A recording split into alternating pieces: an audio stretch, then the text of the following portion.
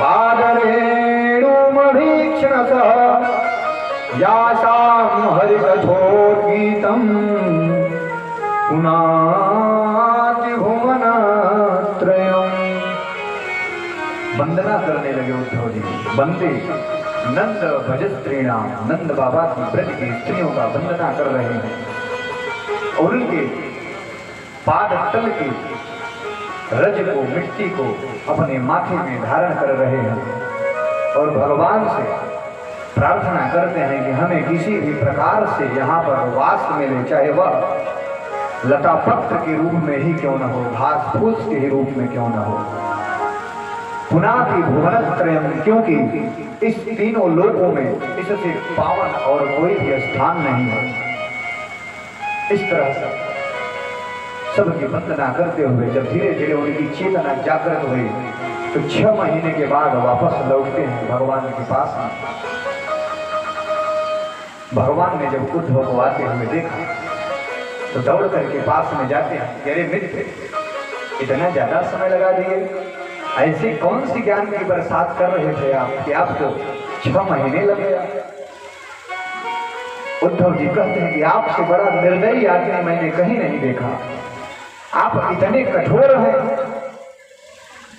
भगवान मुस्कुराने लगे, अरे उद्धव स्वभाव में परिवर्तन दिख रहा है, आपकी भाषा बदल गई है। इसके पहले ये भाषा आपके जुबान पे नहीं आता था। क्या बात है, आप तो पूरे बदले बदले से लग रहे हैं। आप वही उद्धव हैं कि दूसरे हो गए हैं। उन्होंने कहा कि आप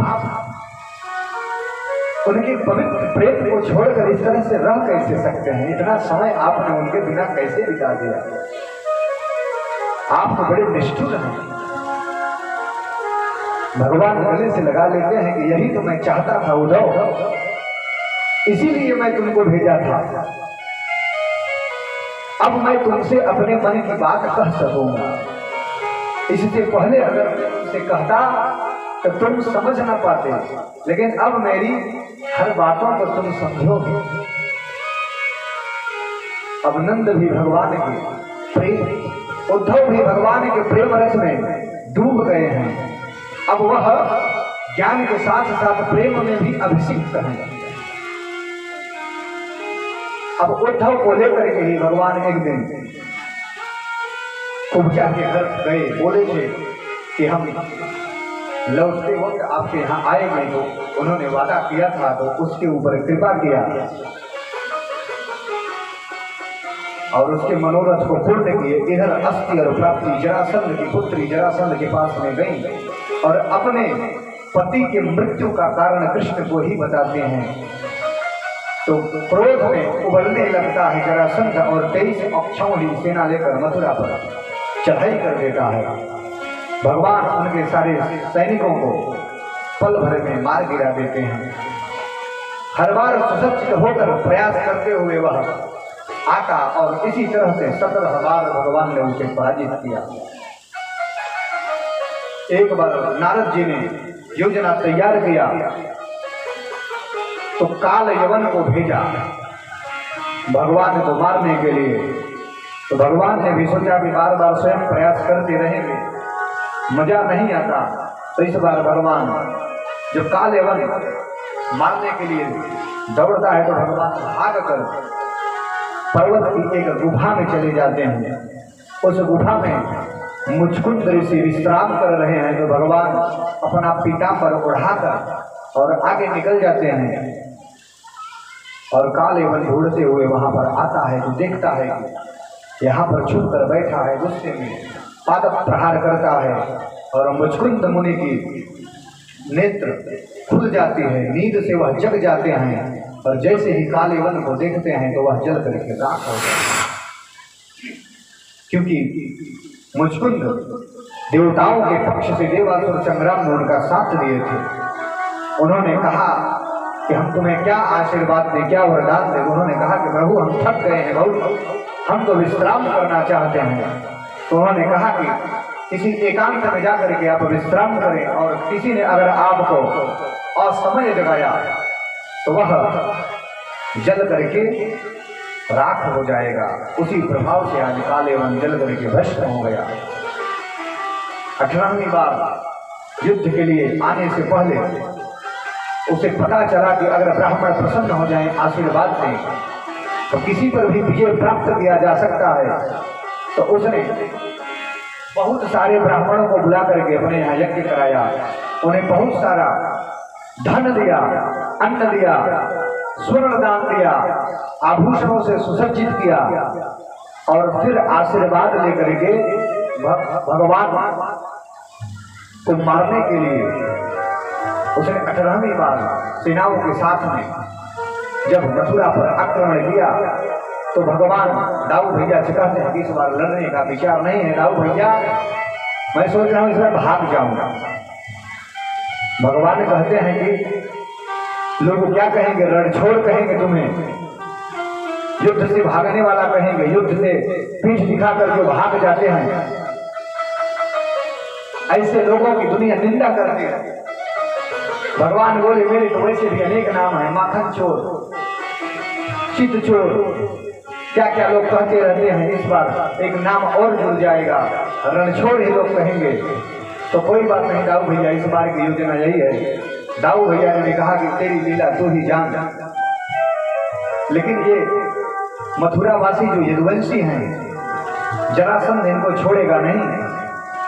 बोले इनके लिए मैंने एक स्थान देख लिया है, समुद्र के बीच में द्वारिकापुरी का निर्माण मैंने करा दिया है, अब सबको लेकर हम वहीं पर चलते हैं। धीरे धीरे भगवान सबको वहां पहुंचाकर जैसे ही वह आक्रमण करता है, प्रवर्षण पर्वत पर चढ़ करके वहां से सीधे समुद्र में प्रवेश करके और द्वारिकापुरी आ जाते हैं। और पर्वत पर जाते जरासंध देखता है तो पूरे पर्वत को आग लगा देता है और सोचता है कि कृष्ण और बलदाऊ मारे गए। वह भी अपने घर को लौट आता है और द्वारिका में आकर के प्रभु सबके साथ में रहने लगे। और द्वारिका में आने के बाद बलदाऊ भैया का रेवती जी की पुत्री रेवती से विवाह हुआ और यहीं पर भगवान कृष्ण का प्रथम विवाह रुक्मिणी जी के साथ में हुआ। सुखदेव जी जब इस तरह से परीक्षित को बताते हैं तो परीक्षित जी कहते हैं कि बाबा मैंने सुना है कि भगवान का ये विवाह बड़ा असामान्य रहा, काफी प्रयत्न के बाद यह विवाह संपन्न हुआ। तब इस विवाह की प्रसंग को सुखदेव जी सुना रहे हैं कि राजा सेन भीष्म को नाम विदर्भाधिपतिर्महान् तस्य पंचाभवन पुत्राः कन्यैका च वरानना। विदर्भ के राजा भीष्मक थे, उनके 5 पुत्र और 1 पुत्री। रुक्म रुक्मरत्न, रुक्मबाहु, रुक्मकेशी, रुक्ममाली 5 बेटे हुए और रुक्मिणी नाम की एक पुत्री भी हुई। रुक्मिणी जब सयानी हो गई तो उनके पिता भीष्मक ने अपने बड़े बेटे से कहा कि अब हम सोच रहे हैं कि रुक्मिणी का विवाह कर दें। और मेरी नजर में द्वारिकाधीश श्री कृष्ण आजकल बड़ा चर्चा सुनने में आता है, संत महात्मा भी उनके गुण गाते हैं, तो मैं सोच रहा हूं कि अपनी कन्या उन्हीं से ब्याह है। और भाइयों ने तो कुछ नहीं कहा, लेकिन रुक्मिणी का बड़ा भाई रुक्मी वह कृष्ण का नाम सुनते ही बौखला गया। पिताजी कैसी बात करते हैं, उस भगोड़े से, उस रणछोड़ से हम अपनी बहन का विवाह करेंगे, लोग हमें क्या कहेंगे। जब डांटने लगा तो भीष्मक ने कहा कि भैया अब आगे क्या करना है, मैंने अपने मन की बात आपको बता दी, अब तुमको इस विवाह को कैसे करना है, किससे करना है, कब करना है, अब ये जिम्मेदारी तुम्हारी रही। रुक्मिणी ने कहा कि आप निश्चिंत रहें, मैं संपन्न करा लूंगा। और वह घर से बाहर जाता है और शाम को वापस आकर के कहता है कि पिताजी परसों हमारे यहाँ बारात आ रही है। बड़े आश्चर्यचकित होते हैं भीष्मक, कभी सुबह में बात हो रही थी, परसों बारात आ रही है, किससे तय किया? तो बताते हैं कि सिंधु नरेश दमघोष के पुत्र शिशुपाल से मैंने तय कर दिया है विवाह अपने पुत्री और वह बड़ी तैयारी से उत्साह में बारात लेकर के आ रहे हैं। हमारे पास भी समय कम है, इसलिए हम लोग भी तैयारी करेंगे। अब जो भी विवाह की औपचारिकताएं हैं वह विवाह में ही होगी। जैसे विवाह के पहले सगाई वगैरह का कार्यक्रम होता है, तो अब विवाह में सब संपन्न होंगे क्योंकि समय बहुत कम है। भीष्म भी कहते हैं भैया तेरी मर्जी, तू जो करे वही सही। अब जब ये खबर पता चलता है रुक्मिणी जी को, तब तो वह घबरा जाती है कि समय भी बहुत कम है और मैंने मन ही मन श्री कृष्ण को अपना पति मान लिया है और बारात कहीं और से आ रही है, ये उचित नहीं है। आकर के अपने कक्ष में रोने लगी तो उनकी भाभियों ने उन्हें समझाया कि इस तरह से रोने से काम नहीं चलेगा। तो बोले कि अब मैं क्या करूं, समय भी बहुत कम है। तो भाभी ने कहा कि कम से कम एक पत्र तो भेज दो, उन्हें ये पता तो चले, बाकी आगे क्या होगा भगवान जो चाहेंगे वो होगा। कम से कम उन्हें सूचना तो दो। तब वह एक पत्र लिखती हैं और उस पत्र को एक ब्राह्मण देवता को देकर के कहती है कि आप ये पत्र ब्राह्मण देवता कृपा करके द्वारिकाधीश तक पहुंचा दें। ब्राह्मण देवता भी द्वारिका चले जाते हैं पत्र लेकर के। जैसे ही द्वारिका में प्रवेश लेते हैं भगवान कृष्ण उनका खूब स्वागत करते हैं, बढ़िया बढ़िया भोजन कराते हैं, बढ़िया स्वच्छ सुंदर बिस्तर पर लेटाते हैं और अब उनके चरणों के पास में बैठकर पैर दबाते हुए तब उनसे पूछते हैं कि महाराज जी आपके सारे धर्म कर्तव्य नियम संयम सब बढ़िया से तो चल रहे हैं। उन्होंने कहा कि बड़ी कृपा है महाराज आपकी, हमारे सारे नियम संयम जैसे चलना चाहिए बहुत बढ़िया चल रहा है। अब धीरे से उन्होंने कहा कि अब कृपा करके अपने आने का उद्देश्य भी बता दें। सर्वम नो प्रतिचेत कार्य करवाने थे, अब कुछ भी गोपनीय न रखें, जो कुछ भी हो आप बताएं। तो वह पत्र निकाल करके दे देते हैं कि ये पत्र आपके लिए, आप इसे पढ़ लें, इसमें जो कुछ भी है आपको पता चल जाएगा। तो भगवान कहते हैं कि पत्र आप ही पढ़ें। तो उन्होंने कहा कि महाराज ये कोई राजसी पत्र नहीं है, ये निजी पत्र है, व्यक्तिगत पत्र, इसलिए इसे आप ही पढ़ें। तो भगवान कहते हैं कि मैं ब्राह्मणों से कुछ भी छुपाता नहीं हूं, इसलिए ब्राह्मणों से कोई भी कार्य मेरा गोपनीय नहीं रहता, रहस्य नहीं रहता, इसलिए आप खुल करके पढ़ें। तो ब्राह्मण देवता पढ़ते हैं रुक्मिणी जी ने क्या लिखा है कि श्रुत्वा गुणान भुवन सुंदर तृणवतां ते निर्विश्य कर्ण विवरैर्हरतों तापम रूपम दृशाम दृश्यमताम अखिलार्थलाभम भैयच्युताविशत चित्तम पत्रकम ये। हे भुवन सुंदर, मैं आपके गुणों को सुन करके गुणान आपके गुणों को सुन करके मैंने अपने मन में आपकी एक तस्वीर भी बना रखी है और उस तस्वीर के आधार पर मुझे आपसे गाढ़ा प्रेम हो गया है और मैंने मन ही मन आपको वर्णित भी कर लिया है, मैंने आपका वर्ण कर लिया है, मैं आपको पति रूप में स्वीकार कर चुकी हूँ।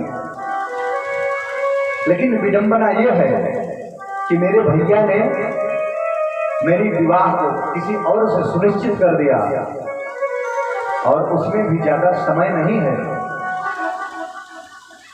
इसलिए आप कृपा करें ऐसा न हो कि किसी सिंह के भाग को कोई गीदड़ लेकर के जाए।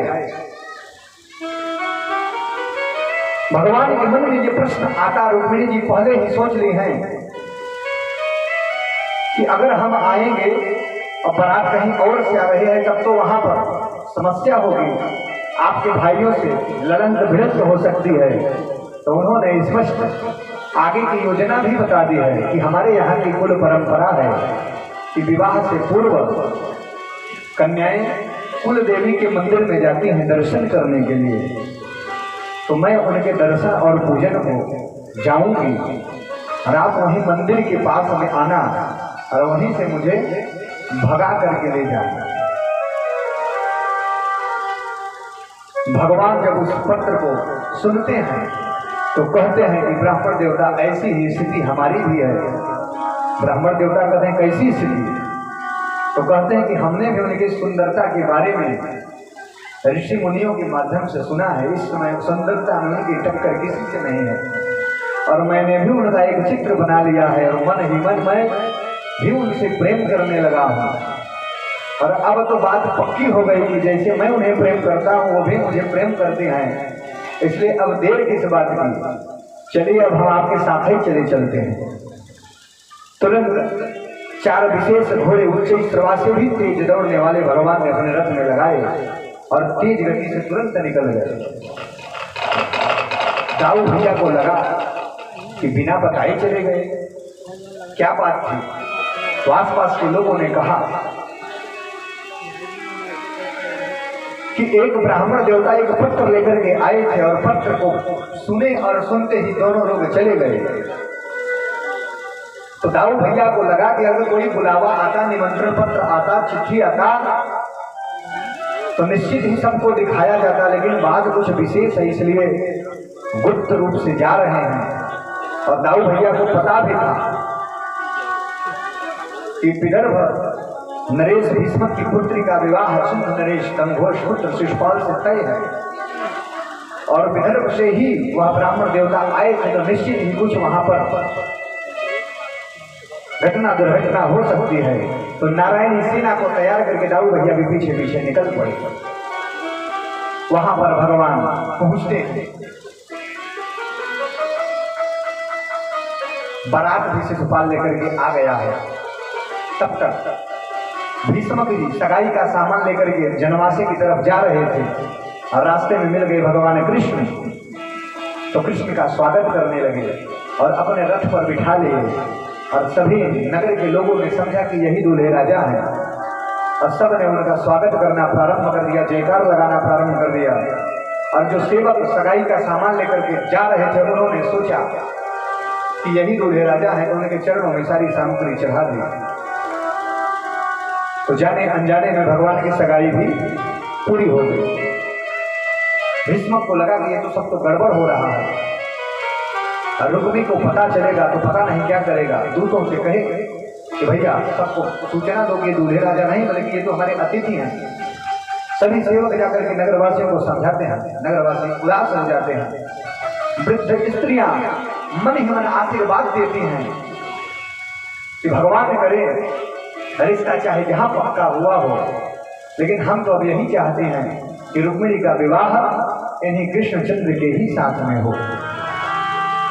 भगवान भी जब ज्यादा देर घूमते रहे तो उनको लगा कि हमें चलना चाहिए। तो भगवान भीष्म जी से कहते कि हम जाएंगे। भीष्म जी रोकने का प्रयास करते हैं तो उन्होंने कहा कि आपने हमें कोई चिट्ठी पत्री दे करके बुलाया नहीं, हमने आपका इतना सम्मान किया, अब हमको जाने दें, हम बड़ी जल्दी में हैं। आज इधर कुल देवी के मंदिर में इंतजार कर रहे हैं, पूजा से लौट रहे हैं और सोच रही हैं कि अभी तक तो पंडित जी भी आए नहीं, उनका कोई समाचार आया नहीं, पता नहीं क्या होगा। कि तब तक उनके बाएं अंग में धड़कन होने लगी, उन्हें लगा कि शुभ संकेत हो रहे हैं। तब तक पंडित जी भी बड़ी प्रसन्नता में चले आ रहे थे। माता जी समझ रहे हैं कि इनकी चेहरे से पता चल रही है कि जो भी समाचार है शुभ शुभ है। पंडित जी आते हैं, रुक्मिणी मैया पूछती हैं कि क्या समाचार लाए हैं। पंडित जी कहते हैं कि समाचार ही नहीं लाए हैं, समाचार लाने हम जहाँ गए थे जिसके पास उसे ही उठा लाए हैं। मैया प्रसन्न हो जाती हैं, ब्राह्मण देवता को आशीर्वाद देती हैं कि आप हमेशा प्रसन्न रहे। रुक्मिणी जी ही लक्ष्मी का स्वरूप है। तो जो ईमानदारी से जीवन यापन करने वाले ब्राह्मण हैं, सदा उन पर भगवान की कृपा और रुक्मिणी जी का आशीर्वाद बना रहता है।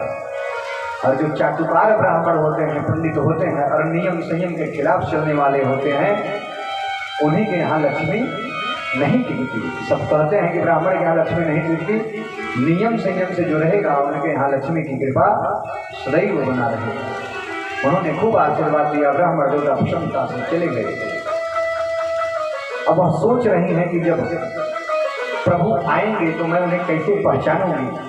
तो सखियां समझाती हैं कि ज्यादा चिंता मत करो, जब वो आएंगे तो वह तो लाखों में करोड़ों में एक होंगे, अलग से ही वह तुम्हें समझ में आ जाएंगे।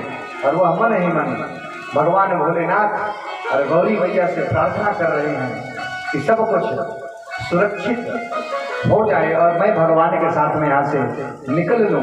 तो प्रार्थना कर रही हैं गिरिजा मैया से, जय जय गिरिवर राज किशोरी, जय जय गिरिवर राज किशोरी,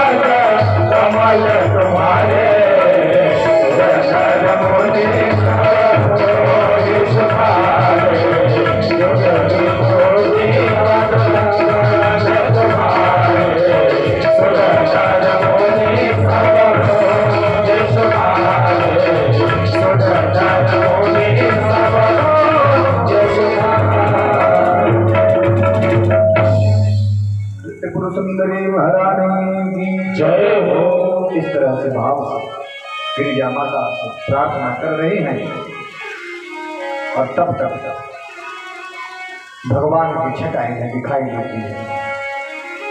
और जैसे ही भगवान को देखती हैं, अंदर इनके इतनी प्रसन्नता उमड़ने लगती है कि समझ जाते हैं कि निश्चित ही ये वही हैं जिनका मैं इंतजार कर रही हूँ। भगवान भी वहां से इशारे से कहते हैं कि अब घबराने की कोई जरूरत नहीं है, हम आ गए हैं। भगवान जा रहे हैं, उधर से मां आ रही हैं। शिशुपाल को पता चला था कि कृष्ण भी यहाँ पर पधारे हैं, तो उसने सेना को भेज दिया था चारों तरफ से कि कहीं कोई गड़बड़ी न होने पाए। तो सैनिक भी आ गए थे, लेकिन सैनिकों ने देखा तो देख करके दोनों लोगों के रूप सुधा को मोहित हो गए कि वाह क्या सुंदरता है, जोड़ी देखिए कितनी बढ़िया लग रही है। लग रहा है कि ये दोनों एक दूसरे के लिए ही बने हैं। भगवान पास में जाते हैं, वह लोग देख करके मस्त हैं, वाह कितना सुंदरी और सुंदर एक साथ में अति सुंदर लग रहे हैं। सब लोग प्रसन्न हो रहे हैं और भगवान रुक्मिणी जी के पास आते हैं और हाथ में हाथ डालते हैं, धीरे धीरे निकल जाते हैं और वहां से निकलकर अपने रथ पर आरूढ़ हुए और रथ को हाँक दिए द्वारिका की तरफ, और रथ तेजी से द्वारिका की तरफ बढ़ रहा है। अब जब मायापति और माया जब इनके सामने से गई, तब इन लोगों को लगा कि भैया हम लोग बारात में बाराती बनकर के आए थे, तो यहाँ कैसे आ गए? तो दूसरे ने कहा कि हमको तो यहाँ पर ड्यूटी में भेजा गया था। बोले किस चीज की ड्यूटी? बोले अरे हम लोग तो सुरक्षा में आए थे कि दुल्हन को कोई लेके जाए ना। तो बोले अभी जो गई है वो कौन गया है? बोले अरे दुल्हन तो वही थी। बोले तो दुल्हन चली गई तो हम लोग यहाँ पर क्या कर रहे हैं? बोले भागो पकड़ो। फिर सैनिक लोग भी पीछा करते हैं, भगवान चले जा रहे हैं। रुक्मिणी को पता चलता है, रुक्मिणी भी भगवान के पास में आता है। तब तक दाऊ भैया देख रहे थे अपनी नारायणी सेना लेकर के बोल द्वारिकाधीश की जय करते हुए पहुंच जाते हैं। भगवान को लगा कि हमारी जयकार कौन कर रहा है, तो देखते कि दाऊ भैया भी आए। दाऊ भैया को प्रणाम किए। दाऊ भैया बोले कि बहू को लेकर के चलो, आशीर्वाद इकट्ठे ही देंगे, यहाँ हम संभाल लेंगे, तुम चिंता मत करो। चले जा रहे हैं। तब तक आगे से आकर के रुक्मिणी भी लड़ने लगता है, तो भगवान भी अपने रथ को मोड़ देते हैं, रुक्मिणी से लड़ने लगते हैं और पकड़ के उसे पटक देते हैं। तलवार निकाल कर मारने ही वाले थे कि रुक्मिणी मैया ने रोका कि प्रभु ऐसा अनर्थ न करें, नहीं तो जीवन भर के लिए कलंक होगा कि विवाह में भाई मारा गया। तो भगवान ने कहा कि कोई बात नहीं है, तो हमारे साले साहब हैं। तो उसी तलवार से उनके सिर के बाल मोड़ दिए। और तब तक जो है दाऊ भैया भी आ गए। दाऊ भैया ने समझाया कि शादी विवाह में छोटे मोटे लड़ाई झगड़े तो होते रहते हैं, कोई ऐसे अपमानित करता है क्या? जैसे भी है तो हमारा रिश्तेदार है, और आजकल तो साले साहब बहुत प्रिय होते हैं, और तुमने अपने साले साहब का सर ही मोड़ दिया। भगवान शर्मा गए, डांट करके उनको भेज दिए द्वारिका। रुक्मिणी को भी बाद में समझाया कि तुम्हें ऐसा नहीं करना चाहिए था। संबंधों में छोटे मोटे विच्छेद होते रहते हैं, कुछ घटनाएं अवांछनीय घट जाती हैं, लेकिन युद्ध नहीं करना चाहिए। अब तुम हमारे रिश्तेदार हो, न चाहते हुए भी रिश्तेदार बन गए हो, तो उस रिश्ते की मर्यादा रखना तुम्हारा भी काम है। बता करके रुक्मिणी को भेज दिए। जैसे ही शिशुपाल को पता चला कि दुल्हन तो भाग गई, सर पटक कर रोने लगा। सोचिए, जिस दूल्हे साहब का बारात चला गया हो, द्वार पूजा की तैयारी हो रही हो और पता चले कि दुल्हन भाग गई, उस दूल्हे के ऊपर क्या बीतेगी। आज शिशुपाल की वही हालत है कि तैयारी हो रही है विवाह का, पता चला कि दुल्हन भाग गई। उसको लगता है कि किसको मुंह दिखाऊंगा, शादी के मंडप में जाने से पहले ही दुल्हन भाग गई। तो जरासंध समझाता है कि अरे छोटी छोटी बातों से प्रभावित नहीं होते। मुझे देख रहे हो 17 बार हारा हूं, शिशुपाल को थोड़ा बल मिला, कि मुझसे भी बड़े बड़े बेशर्म पड़े हुए हैं, अभी तो मेरी शुरुआत है। जब इतने बड़े बड़े लोग इतनी बार हार करके यहाँ पर बैठे हुए हैं, तब कोई बात नहीं, मतलब मैं जीने लायक हूँ। अपने मन को शांत बना देता है, बारात वापस लेकर के जाता है, और तभी जब वह कृष्ण से नफरत करने लगता है, और जब कृष्ण की चर्चा सुनता है तो गालियां देने लगता है। अब इधर भगवान रुक्मिणी के साथ द्वारिका पधारे और द्वारिका सज रही है। एक दुल्हन भी आई है तो दुल्हन तो सज ही रही है, दुल्हन के साथ पूरी पूरी को दुल्हन की तरह सजा रहे हैं। अब सब लोग, अभी तो दुल्हन भाग कर आई है, अब दुल्हन का विवाह करेंगे विधि विधान से। उसी तैयारी में हम सभी यहाँ पर अब उस विग्रह का भी इंतजार कर रहे हैं कि कथा के माध्यम से भी हम कृष्ण और रुक्मिणी के विवाह में बाराती घराती दोनों की तरफ से रहेंगे। अपना अपना सब लोग निर्धारण कर लेंगे कौन बाराती बनेंगे कौन घराती। और हम सभी जो है अब उस श्री विग्रह का दर्शन भी करेंगे, तो सभी भाव से दर्शन करेंगे, और जो कुछ भी आपके मन में भाव पुष्प होंगे शांति से बारी बारी से सब लोग वहाँ समर्पित भी करते रहेंगे। और यहाँ पर सारी सखियाँ मिल करके उन्हें सजा रही हैं और साथ में मंगल गीत भी गा रहे हैं। तो हम सभी विवाह में पधार चुके हैं, और उस विवाह को और ज़्यादा रोमांचित करने के लिए, रंगदार बनाने के लिए हम सब गीत संगीत में प्रवेश कर रहे हैं। रसचिदानंद भगवान की जय हो। सखियां गा रही हैं कि आओ मेरी सखियों मुझे मेहंदी लगा दो।